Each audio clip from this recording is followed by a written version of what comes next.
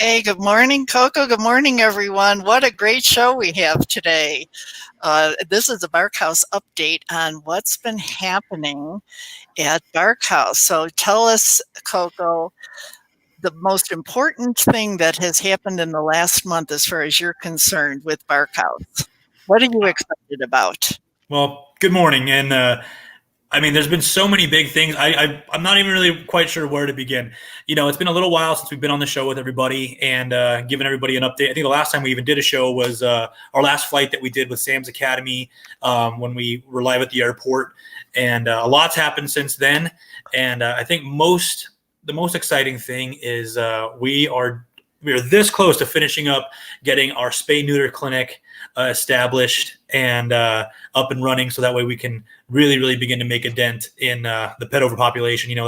That's at the core of our mission. So that's huge. We've got big things going in working with the county and getting that established. So I'm really excited about that. But I mean, there's so much more to talk about, and I really just wanted to get a chance to get on and let our viewers know that, I know they haven't heard from us in a little bit, but we have been busy working. Yeah, we have. So let's bring everybody up. We thought about giving you an update of what's happened over the last couple of months, but it's so overwhelming that we just want to tell you what happened in the last week, and you're going to go, phew, whoa, you did all that in just 1 week? Mm-hmm. So here's the news now. The Griggs building, the county holding facility, they had permitted us to be able to put some mamas and puppies that were in distress and just about ready to deliver, and they had no place to go, and we couldn't find fosters for them, so they allowed us to bring some in there. So Kelly has been doing the best that she can, along with Denise and Lucy and Nancy. They all have really come forward and done whatever they could to help us. So what was really exciting too is Nancy put out some calls out to Barkhouse on next door, and lo and behold, we started getting donations in of people wanting to help us with these puppies, and we got over 50 donations. So we want to say thank you to all the donors that had helped us, and I think we're planning now having a newsletter, aren't we, Coco? Yeah, so we're getting ready to release Barkhouse Community News, which, it's awesome that we can update people, on here with our videos and stuff like that. But, we want to be able to give everybody a more constant view and almost like a journaling kind of look at what we're doing in real time, give people real numbers, how many animals we're able to save in a given week, just the different methods that we're going through, and just give people, that opportunity to understand this is what we're doing. This is how we're able to create change. This is the effect we're making on the community. And I think, like you talk about the donors that we've had, I would love to be able to give them that so they can see where their money is going to, what effect it's having, and how it helps the mission. And so it's awesome. So I do want to go back to that point real quick about the donors. Thank you guys so much. Like we have been able to do so much because of you. And, I can't wait to give you guys a little bit more of a taste and an update as to what exactly that has been and what it's going to continue to do going forward. Well, Coco, a lot of people, they wonder, well, where did the donations go? Many times when people donate, they're donating to an organization that they don't necessarily know what it's going to. So maybe we want to show the viewers, where do your donations go to? And let me pull up that real quick here. Okay, let's go over this a minute. When Barkhouse, when we first decide, and I should say that there's two different things, that there's a Barkhouse. What Barkhouse is not a rescue. A lot of people feel that we're a rescue. We're actually a rescue by relocation. So when we decide that we're going to take an animal in, what that means is that that animal becomes a Barkhouse animal, and it is not up for adoption. It's going to end up being transported, and we'll go into that in just a second. So when we look at this, we're looking at, these are animals that have been chosen. They've had the seal of approval by Barkhouse, and they've been chosen to be able to go on a transport. So your donations will go for the intake, That's the agreement to take that dog, and the evaluation, it depends on where we intake it from. It could be from a shelter, or it could be from a rescue. Then we have the Barkhouse standards. We have an assessment to determine if that dog is, or cat is, eligible to be part of the transport program. Then, of course, they have to have testing, and they have to have transport approval, which is where our seal of approval is. They have to be vaccinated and microchipped. They either go into foster homes or they go into our holding facility. We need to, the money goes for food, for bedding, for toys, for supplies, for vet care. And then if we're going to be transporting over state lines, we need to have health certificates. And then planning the transport and the coordination is monumental, folks. When you look at what it takes to put this all together, it really takes a village to put the planning together, because we have to not only educate the community, but we have to get volunteers that are working together with us. We have to determine which receivers are going to be taking the animals in and adopting them from their location. And we also have to coordinate the air and ground transport. So these are all the areas that we use your donations for. Anything else you want to add to this, Koko? No, you said it perfectly. I mean, that really gives you a real good idea of what it even looks like from intake to transport, and there's a lot that goes into that. So basically, what people need to understand is, your money is going directly to these dogs or to their benefit. And, so we are constantly working with that, and it really just helps in the mission, 100%. So these dogs are cared for, they're getting the best care. Even when we're flying, we're considering things, beyond just, getting them from point A to point B. We're trying to do it as humanely as possible. We recognize these dogs have anxiety and things like that, and they're in a unique place that might, cause them a little bit of stress. So we even go as far as giving some of the dogs CBD treats, and there's just like a lot of little extras like that is important to make this, whole experience not just beneficial, but also humane, and do it in the best way with quality care that we can do. Okay. All right, so before we go into Barkhouse Buddies, I'm going to put a little video in here that Kelly just did, and you might want to explain that she was over at the shelter, and her and Lucy have pulled, or Kathy, have pulled some puppies that were scheduled. Actually, they weren't scheduled anything. The shelter actually asked us to pull these puppies, and Kelly is over there now. So I'm going to share my screen.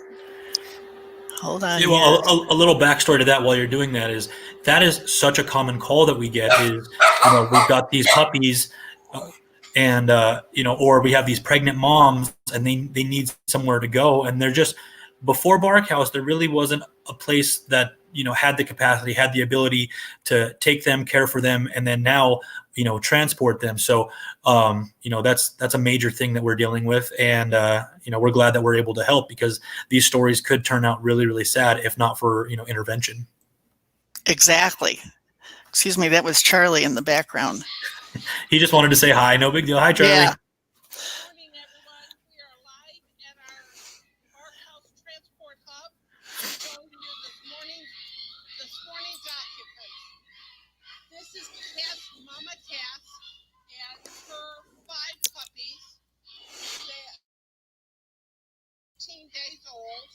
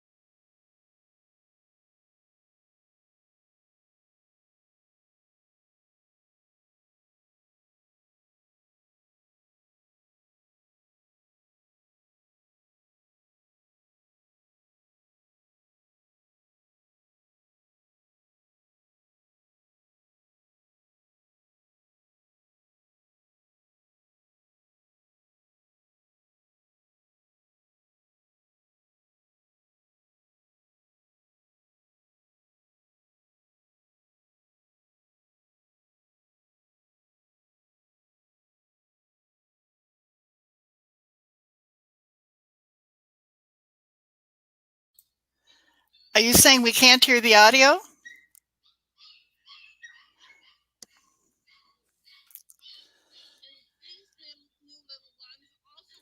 Wait, are you saying we can't hear the audio? I could hear it now that after you spoke, I could hear it again. Were you able to hear it the entire time? Yeah. Oh, okay. On our end, we lost audio on it, but I mean, if you can hear it, I'm assuming that Yeah, our viewers can hear it. It might be. I think I was muted before, and I don't know how I got muted, but okay. So you know what? Let me start it over again because maybe they haven't seen it. Should I do that? Yeah, we can do that. I mean, go through the walkthrough because what Kelly is saying is important. It really does give a good backstory on who we have in the facility right now and what's going on with them. And so, yeah, let's go ahead and run it. Okay. Let me see if you can hear it first. Yes, I can. I think when you went mute is when it dropped out. Yeah, I didn't mute myself. Okay. So Good morning, everyone. We are live at our Barkhouse Transport Hub, showing you this morning's occupants. This is Mama Kath and her 5 puppies. The puppies now are 13 days old.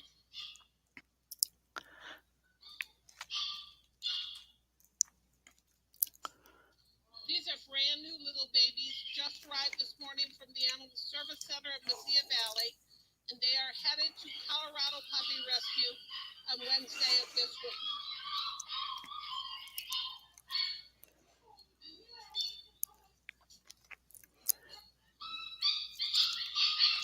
And this is Mama Dolly. She is very timid. She's a lab shepherd corgi mix, and she's pregnant, and we're waiting for her to deliver within the next couple of days.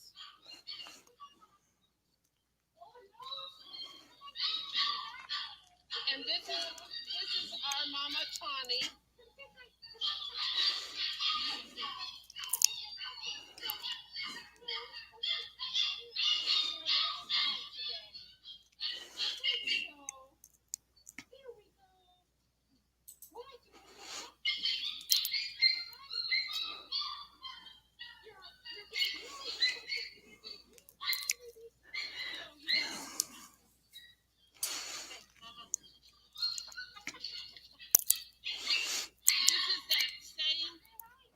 This is that same scared mama from the Animal Service Center that was found out in its parking lot. We're still waiting for her to deliver, maybe about a week away. But she has tar on her. She's going to have a coconut oil bath.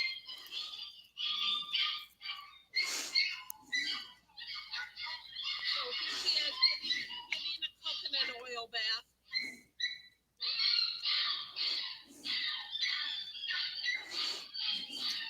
I just want to jump in and say what a difference, that that poor girl Tawny, she was terrified in the shelter. right. She was crying and whimpering and howling and just, and that's no condition for, a pregnant mama dog to be in at any time, and so I'm so glad that we were able to go in there and, there was a call for help. We were able to take her and now look at that. I mean, that's Lucy there. Yeah. And, just giving her love, that dog just is feeling that love, feeling that calm, for the first time and who knows how long, like Kelly said, that dog has tar on her. Like we can't really know her story, but we know that we can now give her and her puppies a much better outcome. And that's huge. And that's what we're doing right now. That's what's been going on, since our last update, and stories like that one and many others. As you can see, our building right now is inundated with moms and puppies. And that's kind of our story right now. And so, the logistics side has been working to, make these transports happen for the moms and puppies and the puppies that are, ready of weaning age. And so this is what we can do. We can really, really help, reduce the high population that exists in the shelter, especially with these cases that, moms and puppies by and large do not do well in shelter systems. And, we have that ability to intervene and make for positive outcomes. So I'm super thrilled about that. That's something big that's happening right now. Kelly, Kelly just said, my apologies for quality, Wi-Fi and user issues. Yeah, no worries there, Kelly. It looked great, and I was glad that we got a little update on them. I know our viewers love to see, what's happening, and so that was taken, 25 minutes ago. So that's, you can see what's happening in real time. Someone is actually sitting there with Tawny, loving on her, giving her that coconut oil bath that she badly needs to get that tar off of her, and humanely and lovingly saving lives. That is what we're doing. Right. Well, if you look at these are puppies that if they are in the shelter, let's maybe talk about what happens when they're in the shelter. Like you just said, Tawny was screaming and she couldn't get. They tried to actually test her for heartworms and she wasn't able to. Mm-hmm. They weren't able to because she was so petrified and shaking. Think about it. Who knows where she came from? I think they originally found her on a dirt road, pregnant, is what I remember. And then she went to the shelter and then we pulled her from there because she was pregnant. Night and day. All you need is that little loving care. And we have one picture with, I don't know if I have it here or if I don't, no, I don't have it here, but it was a picture of Tawny with her paw under the cage.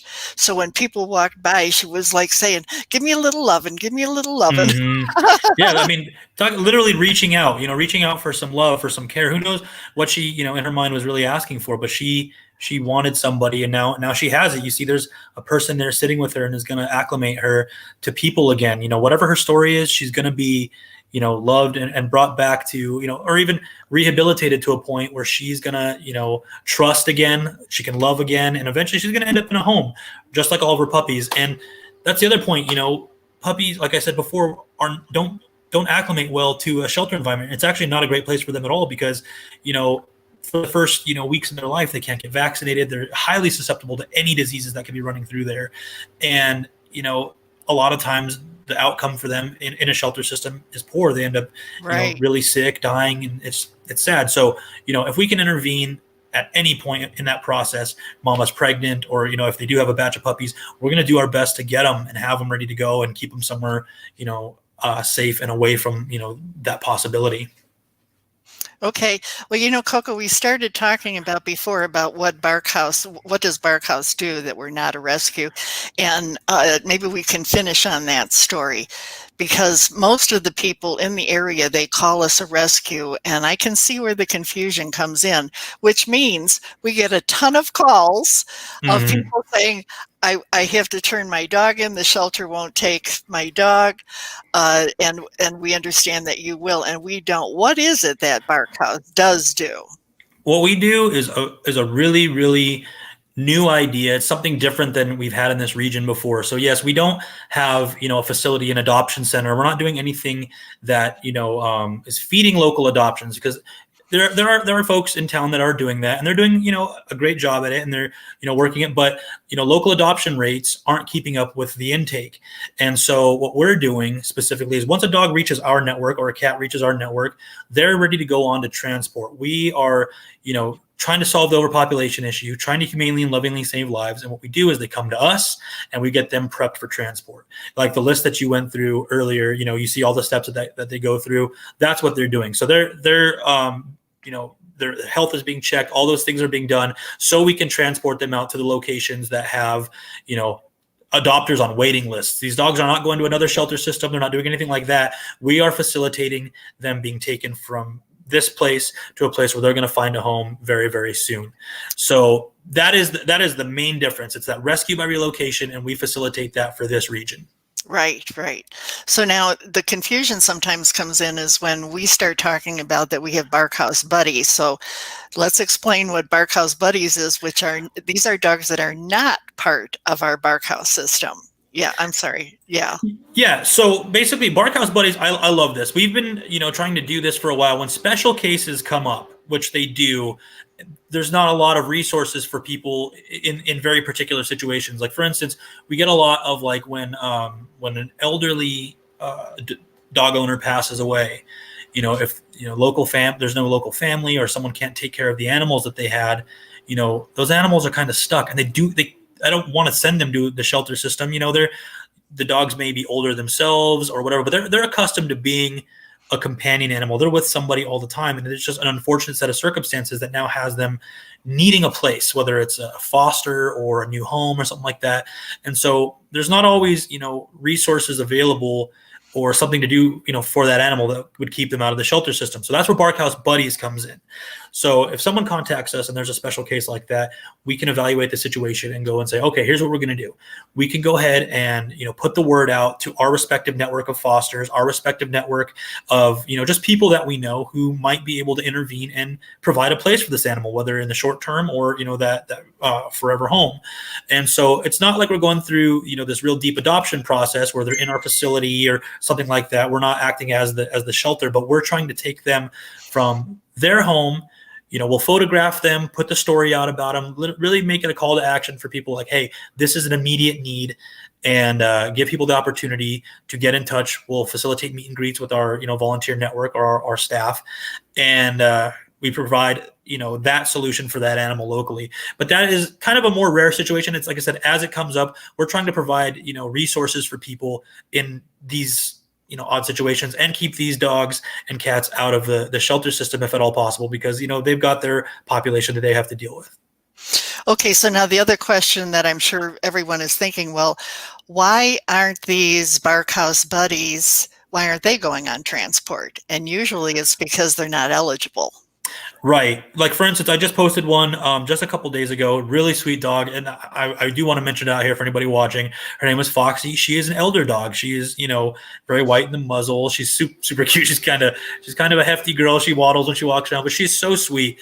But she's not somebody that I would want to put on transport. I don't believe that, given her age and, her needs and her abilities, I don't want to put her through, any level of stress, getting her onto the plane and all that stuff. She belongs with someone local. And so we put the call to action out. And so that kind of, those kinds of animals are not eligible for transport. So, but we're not going to leave them high and dry. We'll try to come up with a solution to, get them into a home the best that we can with our respective network of people.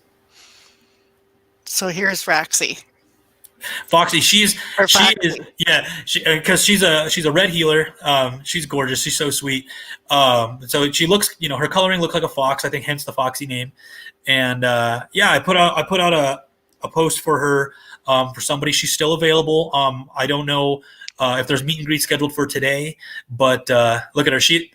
She's just so lovable. She's a little hard of hearing. I think her hearing might be going, but I was able to get her attention, with hand commands and things like that. And she just needs a place to be loved for her remaining days. So if somebody's watching who either has the room, has the heart for it, or knows somebody who might, pass the word around, head over to Barkhouse Facebook page where we have her story listed and the contact info and who you can get in touch with in order to, foster or adopt her. We would be greatly appreciated. And actually, I'm going to be posting another one today. There's a cat from her same home that I have not yet gotten on the page, but there's also a cat in need, very similar to Foxy's situation. Okay, I just posted the link that on your post on the down below. So if anybody wants to look at Foxy, go ahead and check that out. Okay, so now we're pretty excited. What about the update on our freedom flights? Yay!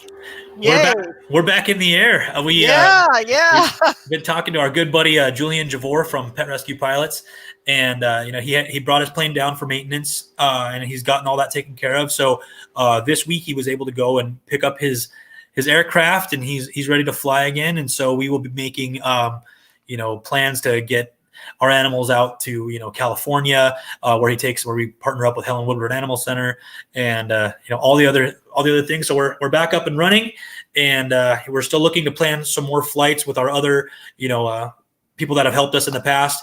You guys know the story of Cody Anderson and Lauren Chavez, who are able to help us on 2 flights recently, transporting animals, in and around New Mexico, getting that relay leg done so we could get our animals to Colorado Puppy Rescue and some of our other places. So we are back and rolling. We've got a lot of our, our logistics team is working hard to get these scheduled so we can start the cycle. We've been, we haven't been out of the game. That's certainly not it. I mean, we've been planning, like I had mentioned earlier, the getting the spay and neuter set up and all that. So we may have been quiet over the airwaves, on the Yep. internet, but we certainly have been working and getting things ready to roll again. And Koko, I know we weren't going to mention, but I think it would be a good idea to say that Lauren Chavez, Dr. Chavez, has been such an instrumental part with us and with Cody and Sam's Academy. We're going to continue to do the work with them. And we're currently looking at possibly having some kind of strong relationship where we can have a Barkhouse exclusive arrangement. And it looks like this might be, not for sure, but this might be the plane that will be using here in Las Cruces for all of New Mexico. So that we're keeping our fingers crossed and thumbs up to Barkhouse and the whole team and all of our negotiations. And we're moving along really quickly. We're very happy about it, folks. Yeah, super excited. That's in progress right now. Like you said, we are in negotiations, and once that comes to fruition, we've got the final details all hashed out. I'll definitely get on. We got to get on the air, and we'll let you guys know what's happening, the benefit that that's gonna give to us and the local animals in the industry. That's huge. It's on its way. I can't say enough good things about that. I'm super excited. Okay, so now we started to do a Barkhouse microchip. And this is a campaign that we do, I think, quite often. And usually it's at farmers market, but we haven't done it because of COVID.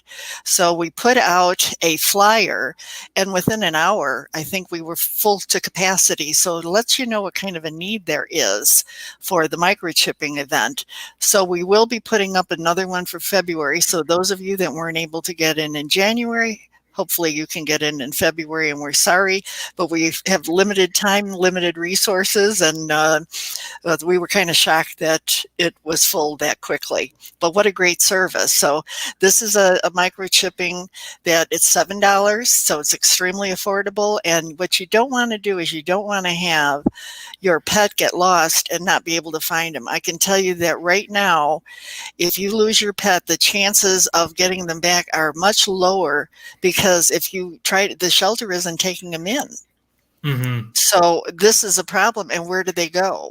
So even if you go and look at a shelter or a rescue, you might not find them. But with a chip, then they can definitely. But you got to make sure if you have the chip, you better make sure that they're registered, because a lot of times you take a scan and the person that had the chip put in didn't go ahead and register. So I'm pretty sure that Barkhouse goes ahead and registers on behalf of the pet owner, don't they, Koko? At the time, yep. At the time that we insert the microchip, so at our clinic, we'll get the information, we'll register the information up onto the database. So that way, if the unfortunate happens and the animal is lost, if an ACO picks him up or someone, a private person picks him up, they can take him to the areas that have the chip scanners, which ACOs typically do. And, there are people in the Barkhouse network now that have the chip scanners. They can go pull the information and then, get the name, phone number, address, all the pieces to be able to get that dog back home. And so that's a really, really great way to ensure, if your pet is lost, we can get them home expediently, get them there, in short term, and make sure that, they're not, lost in the works there. We don't want to see them, stuck in the shelter system. Right now, it's even more difficult because without being able to walk the facility due to the COVID issues and things like that, you're having to rely on online resources or other things. But the microchip is the best way to get your dog home if they're lost. Okay, so now the community involvement area, I wanted to ask you guys, most of the time we say we want donations, and now we're going to be asking you for something other than donations. Although we want the donations, we appreciate that.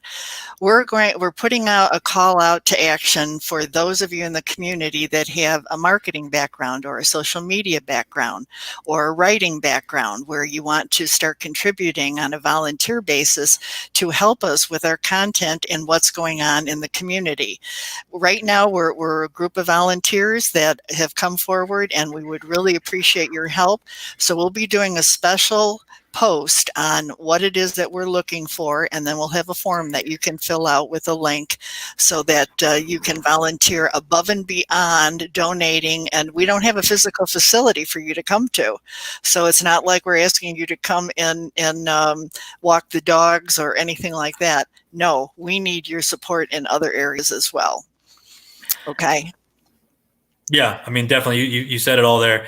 We will have some details on what we're looking for, but if anybody is willing to donate, time, talent, and get us, just get the word out there. We can create some more content and graphics and infographics and things like that will really help get the message out, on responsible pet ownership, resources that are available, different things like that. That way the word is spread far and wide to the community. Like, here's what we're doing. Here's what, if you have this situation, come to us. But the more that someone can, get in here and help us out, we would appreciate it. Okay. Well, I think that's about it for today. What do you think? I'm sorry, folks, that I've got this sun here. Here's what happened. I have a curtain up here, and Charlie knocked it down, and I didn't want to go ahead and move it. Actually, I'm going to move it. There we go. Charlie just wanted some dramatic stage lighting for you. He said, this is a big moment. There's a lot of big announcements happening. Let's go ahead and put the spotlight and let's get it done right. Well, I just look at it as though this is a halo on me right now, right? Yeah. Okay. Well, thanks, everyone. Sorry for a little bit of a delay there, and the voice didn't come through, but it's all good. All right. So thanks so much, and we will see you in a week. Bye. Sounds good. Nice talking to you, Kathy. Okay. Bye.